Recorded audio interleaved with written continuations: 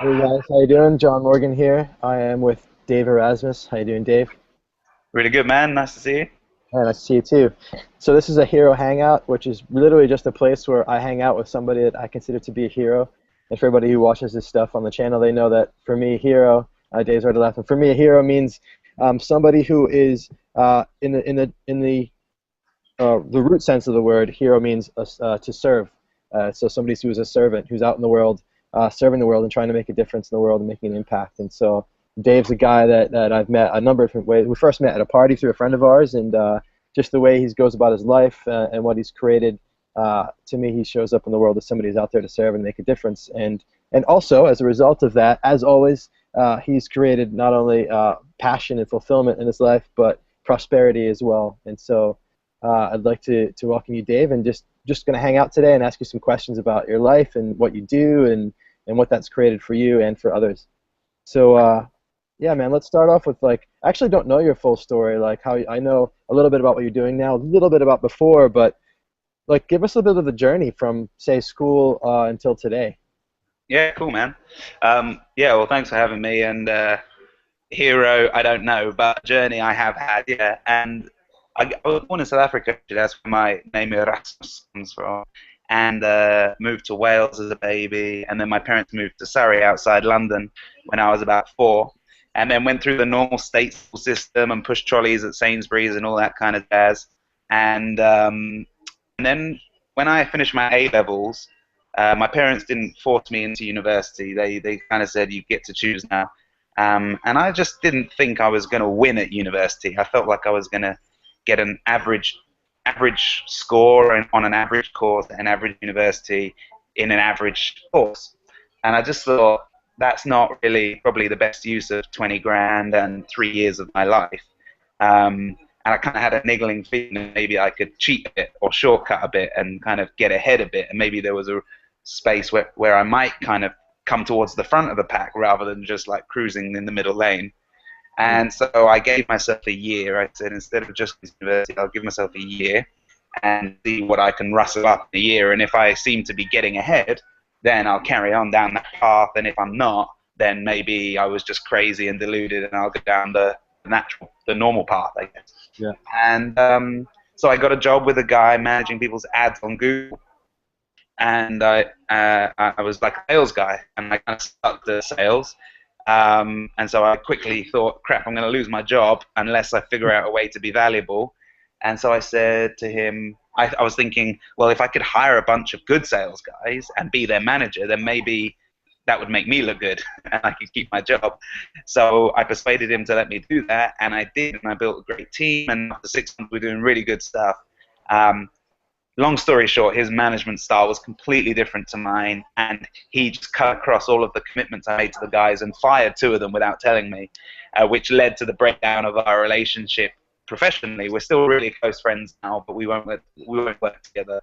And that led to me starting my first business when I was 19, managing people's ads on Google. So I kind of started in my parents' house using their home phone, like dialing with a withheld number, or sitting in my pants in my bedroom with a laptop I borrowed off a mate. So I didn't have anything I owned. I just started ringing people, and that's, I guess, the beauty of the internet. Started ringing people saying, could I manage their ads for them? I think I could do a better job. Mm. And I basically ended up growing that business over a couple of years to about 20 staff, all my mates, all kind of teenagers and young 20s. And then I got an opportunity to sell it. And it wasn't like a big tech exit, but it was like, just to be frank, it made me like a few £100,000, which meant that, if I was careful with it, I could get free. That was the main thing for me, was the currency of freedom, my time, my unhinged thinking, like being able to genuinely think what is important, rather than worrying and being framed by the next rent bill or the next mortgage repayment. And so I put half of that money into paying off my half of the property that I had bought with my mate, and I built a log cabin in the garden, which I then lived in rent-free, right? So if I sit still and don't do anything, I'm making a few £100s a month. But yet, if I go and do stuff, it costs me money. So like, I had like a inverse relationship with work to most people. Like, if I just sit still, I make money, and if I go and work, I kind of cost myself money. So that kind of incentive changes how you think about work and what work is worth doing. And so whilst I wasn't a millionaire, in fact, I had very little actual money in my life, in many ways, I lived my early 20s like a millionaire because I had complete freedom to choose to do what I wanted to do when I wanted to do it, and to say the truth as I saw it. I didn't have to impress anybody, a boss or an investor or anything. So I traveled a lot to meet some really interesting people that I thought had nuggets of truth. And I guess what has defined, I'm 28 now, and I was 21 when I sold, so it's been like 5, 6 years journey in between. And I guess what's defined it is just the hustle, just going out and asking people like Jane Goodall, Jamie Drummond, who started the Make Poverty History campaign, Alison Johnson, who was the CMO of Apple, Jim Doty, the chairman of the Dalai Lama Foundation, like all these kinds of people and countless others, like chasing them around the world, literally trying to have conversations with them to learn from them about what is important. You know, I guess the question that defined my journey in my 20s is what needs to be done. You know, I was thinking, I sure as hell don't want to work something stupid. So, and I quite like, you know, having mojitos on the beach. So it's going to have to be some work that's really worth doing, that's better than having a mojito on the beach. Yeah. And so I thought about politics. I thought about local government. I thought about charities. I thought about businesses. I thought about all the various institutions. Do you try to employ people? Do you try to create lots of personal wealth? Do you just buy a bigger house and have people come live with you in family when they haven't had that opportunity? Is that what makes the biggest difference? And then I learned about mobile social technology. Like 5 years ago, I realized, oh crap, this payments thing on mobile is going to change the way we do content, commerce, and communication completely and irrevocably. And I thought, crap, I need to understand this. You know, this is going to reshape our society. And so the initial journey, mixed with that, mixed with my understanding of online marketing, basically led me about 3 years ago to Givey, which is this social donation platform that I now run. It helps people give small bits of money in their everyday life to the causes that they care most about. And we make it free for individuals and free for charities, but we charge businesses when they match their employees or their customers' giving. And so it's a really simple, transparent model that allows people to take small, meaningful actions in their daily life towards stuff that matters to them most. And the cool part for me is that it's like trying to get businesses to pay for the whole shindig because they get to engage more deeply with their employees and customers.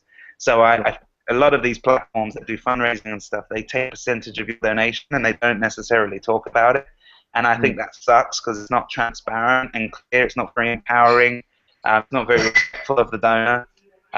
And so, you know, I'm kind of this whole journey of discovery, I guess, has led me to a place now where I kind of went from here out to learn as much as possible about from many disparate fields.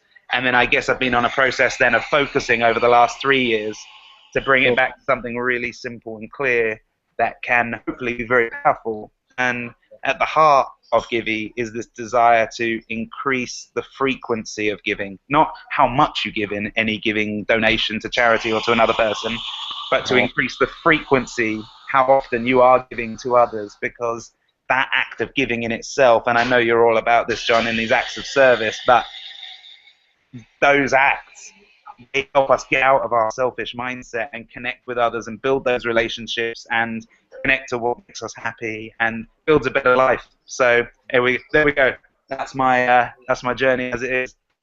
That's awesome. So I'm hearing like the major things that jump out at me is like there's this desire for freedom, to having freedom in your life and to maintaining the freedom that you've created. And it seems like at every step of your journey too, whenever there was like something to do, it was like, well, what difference can I make, or how can I make a difference? You know, I think I can help you manage your ads. I think I can change this. I can change that. And you talked about a lot about, and you mentioned about relationships, and you talked about you know, connecting with the right people, and that you've been on a journey very recently of going out and reaching out to people and asking for support and asking questions and asking to talk to people and accessing people. So all of that stuff's really jumps out at me because to me that's the whole system. That's the strategy to create success and to do what you love, right? It's to be like, okay, I want this for myself. Well then, like that's great. Now let me put that aside and say, how can I make a difference? Mm. What can I do? And also, like, and I can't do it alone. Like, I have this thing, it's like I'm anti DIY, and anytime I try to do something alone, it's like, why? And so the whole thing about relationships is like the more connected you are, the Yeah. more able you are to do everything. And so I'm curious to hear more about like how relationships have been, and creating relationships has been fundamental to you creating everything that you've created, especially lately with Givey. Yeah, man. So I think if you're talking about relationships, it goes back to the time and freedom thing, because when you stop trying to chase more stuff, more money, more status, you actually get more time, Yeah, uh, and more time means you get to improve your own skills in things that you love that make you more attractive as a person. Like you're more able to meet. If you say to me, John, like, oh, do you want to go and do this activity with me, and I've actually got the time to practice, and I can participate, right? I can enjoy connecting with more different people on more different things. So you just have the time to actually spend talking and listening to people without agenda. And if we're too busy because we're trying to chase everything the whole time, everything has an agenda, which keeps all the relationships like up here in terms of really transactional relationships. Whereas if you've got enough space and time, I guess I've spent a lot of time over the years just talking with people, just chewing the fat, just hearing them as an actual human, what really matters to them. And then at some point, somewhere down the line, you might end up doing transactions with them. Either they work for you, or you work for them, or you do a business deal with them, or whatever it might be. You might never do it. But the point is the relationship, the deep relationship comes first. And that builds a really solid framework and fabric for whatever else it is that you're trying to do. And I totally agree with that non-DIY approach. Whenever I was going to meetings with the business, when I have a big team, I would always take someone with me every single time, because that's an opportunity to talk with them on the drive, on the way up and the way back. It's a chance for them to get exposure and training, and it's a chance for me to just enjoy my day more. And it would be pointless to go and do that on my own. right. That's cool.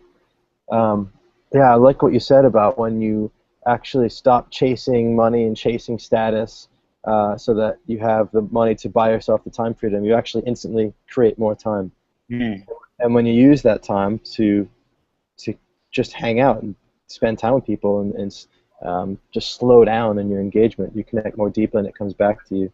And it's like, I like looking at it as, it's not an immediate linear process. Like, I do this for you, now you do that for me. It's not about keeping score. It's not about tit for tat. It's about just knowing that by doing this and having this being your way of being, that stuff does come back somehow, some way. It's almost karmic in a way, isn't it? Indeed, and that's why it's good to do things in community as well, because when you're in community, like, you can do something for you. I can do something for you now. Mm. You may never repay me, but somebody else in the group may have seen what it is that I helped you do, and Mm. they're more likely to help me in the future in whatever way that might be, because of this reciprocal gifting economy, rather than a transactional economy where you dictate the price. In a Right. gifting economy, the seller doesn't dictate the price there, because they're not selling, they're giving. You know what I mean? Yeah. And Yeah. so I might help you with a little thing now, but if somebody else is watching, they might put £1 million into my business in the future, because they saw how I acted with the small things and wanted to be a part of that journey. Because that's the thing with gifts, is that they're not, the zeros don't matter. 1 or 100 or 1,000, it doesn't matter. It's the act itself. You know what I Yeah. mean? Yeah. And how does that insight that you're describing now, represented through your business, Givey? It sounds like familiar. Yeah, so we recognize that all the business models up to date in the giving space are focused on transactional value. Mm. So if you donate £100, they'll take 7%. So subtly and unfortunately within their organizations, those platforms are incentivized to get you to give more bigger donations and celebrate big donations. Not to give more frequently, but to give more money. Exactly. And that sucks, because a lot of the value in giving, whether it's to charity or individuals, is fixed. There's a fixed value just in the act. So in Yeah. many ways, giving the smallest amount as frequently as possible authentically is the way to get most value for money in your giving, because it's in the very act itself. There's X amount of value, and I would rather see a society that's founded on the principles that we should give little and often, because ultimately that means that other people are taking more of your consciousness and your actions on a daily basis.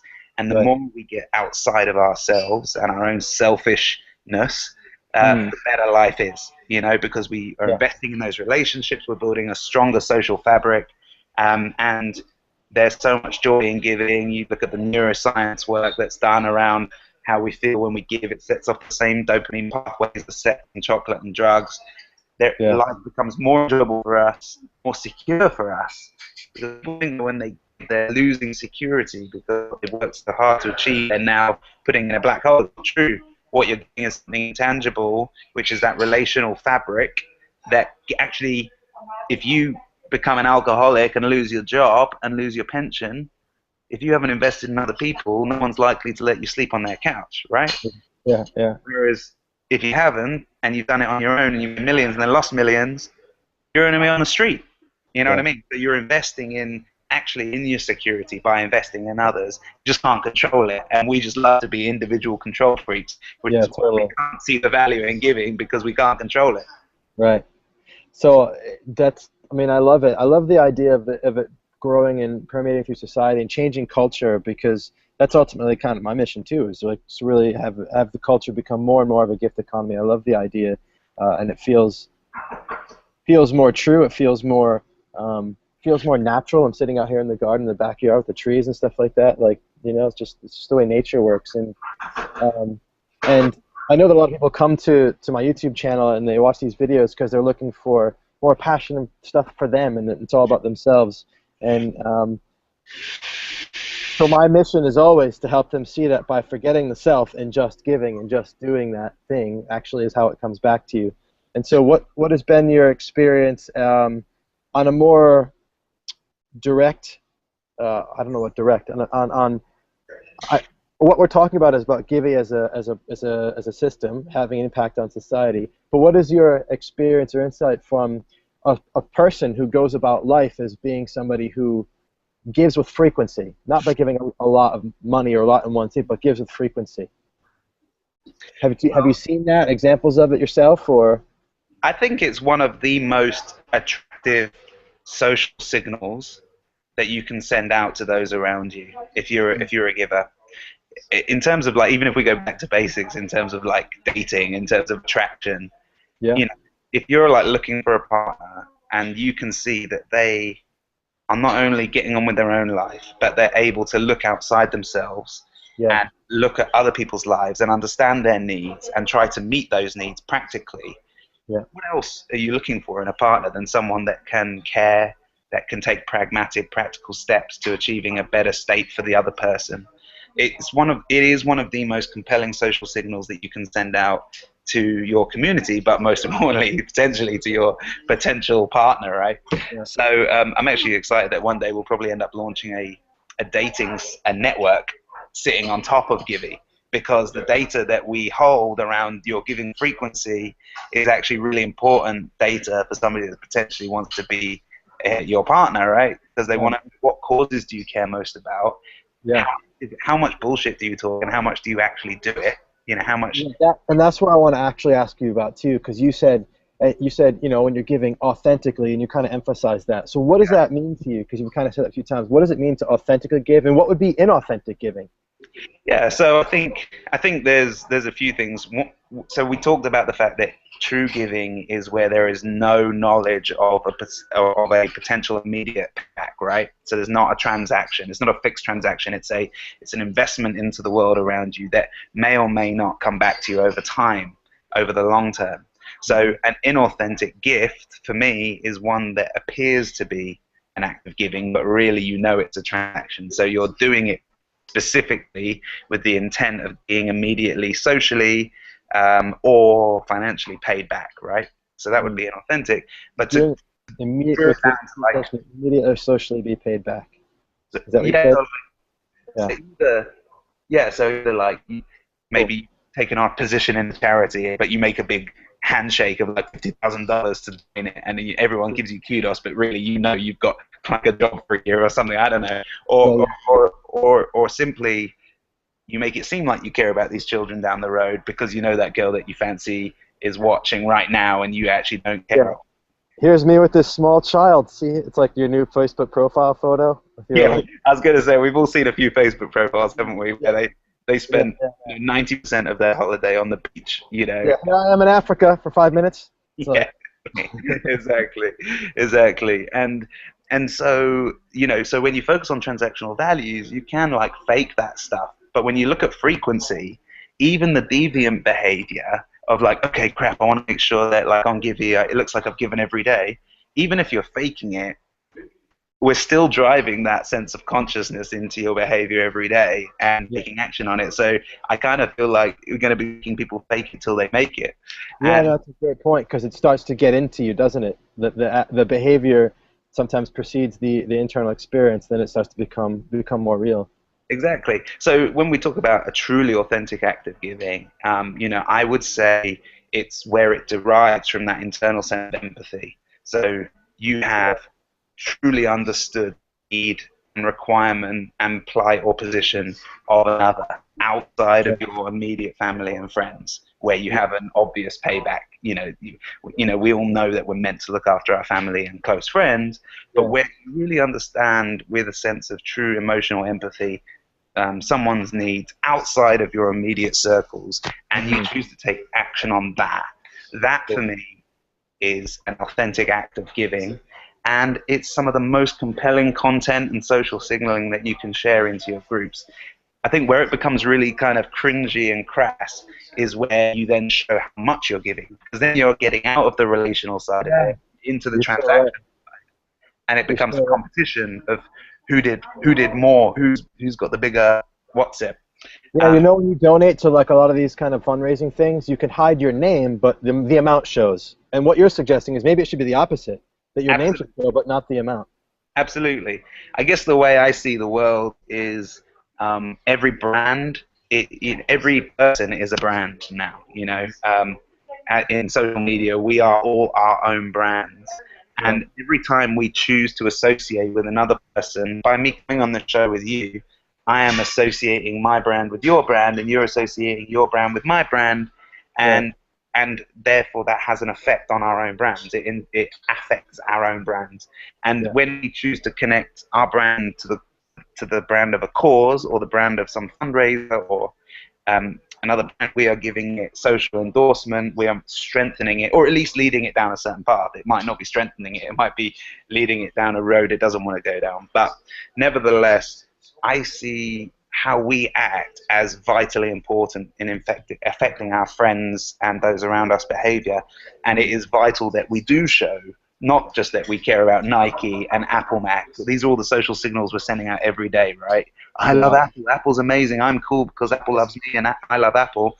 We're doing that already, so yeah, we should take seriously the opportunity to associate some of our brand, just a bit of our brand every day, with other brands that actually matter, that are actually important, and stuff, charities and organizations and individuals that are doing powerful things to actually give more of themselves to people outside of their immediate circles. And so, do I want everyone's giving to be in givey? Hell no. Hell no. But what I want is just a little bit of action every day in our system from people that kind of starts to begin to change the social norm and the social expectations, so that we look at those private, isolated individual moments with a homeless person or that old lady down the street, or when you're thinking, should I nick that thing or not send it back even though they sent me two from Amazon or whatever. When it's those little off the grid moments, hopefully if we can affect the social norm, maybe that will affect how we act in private as well. yeah. I think it will. I think it does. It's like I know it's kind of a fucked up metaphor, but it makes me think of like you're kind of like a giving and compassion crack dealer. It's like just try a little bit, like just have just a little bit of giving, right? Just a couple times, and you're gonna get hooked. And then Is once it? you're hooked, then you'll be home alone. You'll be like nobody will be looking, and you'll just be giving. You'll just be doing the good things. Yeah. 'Cause you get Well, it is addictive, and it's a great thing to be addicted to. yeah, thanks, man. I think at the core is, as you talked about, is the giving frequency. That's the metric. It's awesome. Dave, are you there? Come back, Dave. Your head is frozen. Let's see. Hopefully he comes back. And while we're waiting for him, I'm just going to just see if I can get this loaded up here. Nope. Dave warned us that he may drop off the call because he had to jump into a hotel and do this call because he's kind of in between meetings. So anyway, I guess I'll wrap the call here anyway. Unfortunately, we didn't get a goodbye from Dave, but Dave, you're awesome. Thank you so much for being with us. Your story is inspiring. I think everybody in the world besides yourself maybe would consider you to be a hero, both in the way that you're kind of going about your life and serving, and also kind of in the more modern sense where, like, fuck man, you're doing it. You're making a difference. You're creating a life of freedom. You live in a cabin. Like, how awesome is that? And we also got some great insight today. It's about living, wanting freedom and stuff is part of a life of passion for most people. It's like having freedom, growing, learning, creating stuff. And the way you do that is just focus on making a difference. That was a big thing for you, but also connecting with people, relationships. The more relationships you have, the more connections you make, the more that's the stuff that you want is going to come back to you in the long term. And it's not about transaction. It's about just doing it and just trusting that it's either going to come back way off in the future from that person, or it's going to come back from somebody else in the community because the impact that I'm having is witnessed socially. It's the word used a lot, kind of like people get it. So awesome. Thank you so much, Dave, for being here, and thanks everybody for watching. If you guys want to learn more about what Dave does, go to givey.com, G-I-V-E-Y, givey.com, and I'll also include some links down below to Dave's website and to his YouTube channel. He's got some awesome videos there, so check that out as well. All right, much love. Talk to you guys soon.